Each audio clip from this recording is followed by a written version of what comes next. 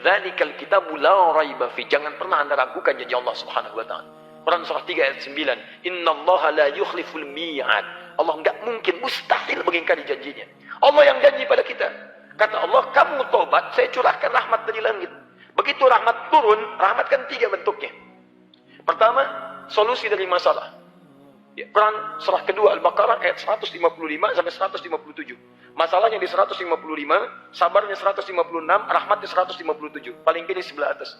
Ulaika alaihim salawatun min rabbihim wa rahmah. Ada hamba Allah yang ketika mendapatkan ujian, masalah dalam hidup, diberikan rahmat oleh Allah. Ketika rahmat turun, wa ulaika humul muhtadun. Mereka mendapatkan solusi dari masalahnya, selesai urusannya. Bahkan ada orang yang belum dapat masalah, sudah selesai masalahnya. Bukan nggak punya masalah, tapi masalahnya diringankan oleh Allah. Sama-sama dapat, dan masalahnya serupa. Orang ini punya masalah, dia punya masalah. Bisa orang itu larut dalam kesedihan, orang ini santai aja. Silakan cek. Dan banyak hamba-hamba Allah Subhanahu wa taala bukan nggak punya masalah, tapi masalahnya banyak, cuma diringankan oleh Allah. Silakan lihat para ustaz, masalahnya lebih banyak daripada antum. Tuh, masalah semua tuh pertanyaan. Masalah punya antum yang mikirin ustaz. Dia itu luar biasa gitu kan. Tapi lihat yang lain-lain, Masya Allah. Demi Allah saya katakan, Anda mendapatkan ini rahmat turun. Kedua, ampunan dari semua dosa yang berlebih. Quran surah ke-39 ayat 53. Qul ya ibadiyalladzina asrafu ala anfusihim la taqnatu min rahmatillah.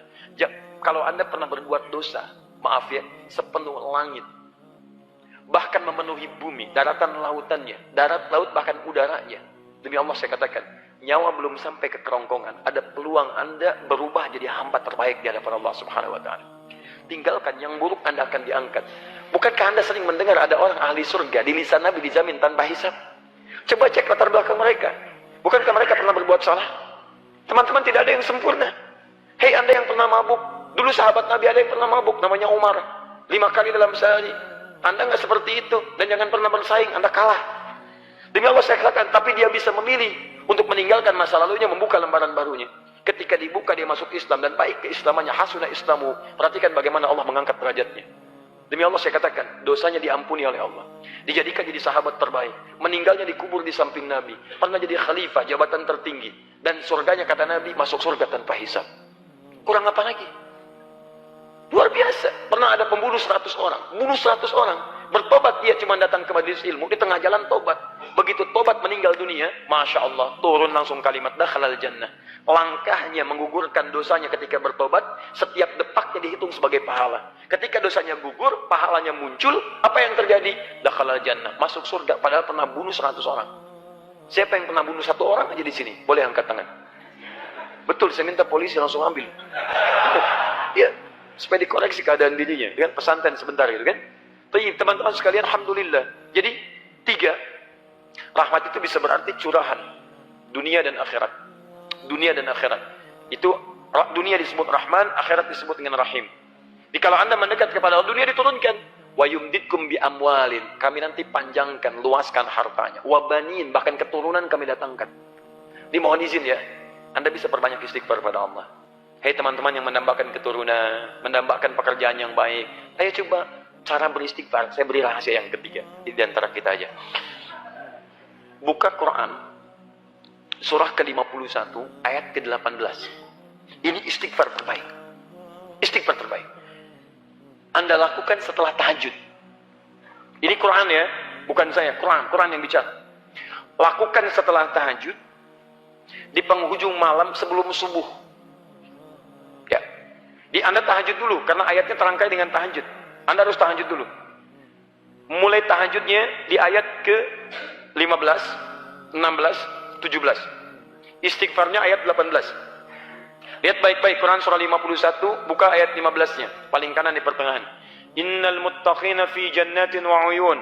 Ada orang takwa tinggalnya di taman surga. Akhidhina ma atahum rabbuhum innahum kanu qabla dzalika muhsinin. Mereka itu saat di dunia adalah orang-orang yang rajin ibadah, orang baik. Apa amalannya? 1 ayat 17. Kanu qalila minal laili ma yahja'un. Mereka itu kalau malam sedikit tidurnya. Sedikit tidurnya. Di malam dia bagi untuk ibadah. Sedikit tidur, lalu dia ibadah. Begitu dia bangun, menjelang subuh, dia tidak tidur lagi. Perhatikan. Ini rahasianya. Wabil ashari hum yastaghfirun. Dan di waktu-waktu sahar. Sahar itu sekitar 15-20 menit sebelum subuh. Anda duduk. Hum yastaghfirun, mereka istighfar kepada Allah. Istighfar. Hum. Hum itu bentuk jamak, mereka. Bukan aib antum duduk dengan keluarga di rumah. Suami istri tahajud terus duduk di satu ruangan yang sama. Dan mulai beristighfar kepada Allah. Mulai dengan suaminya, ya Allah, ampuni dosa saya, ya Allah. Maafkan papa kalau selama ini belum jadi suami yang baik. Ya, adik-adik, anak-anak, mohon maaf kalau selama ini papa belum memberikan yang terbaik untuk kalian. Belum mendapatkan ridha Allah untuk merawat kalian. Ya Allah, ampuni saya, ya Allah. Istrinya menyambut, Pak, mama juga mohon maaf kalau selama ini belum jadi istri yang baik.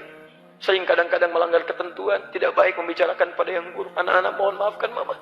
Kalau malam ini jadi malam terakhir dan kita tidak berjumpa, mohon semoga Allah ampuni dosa mama. Astagfirullah.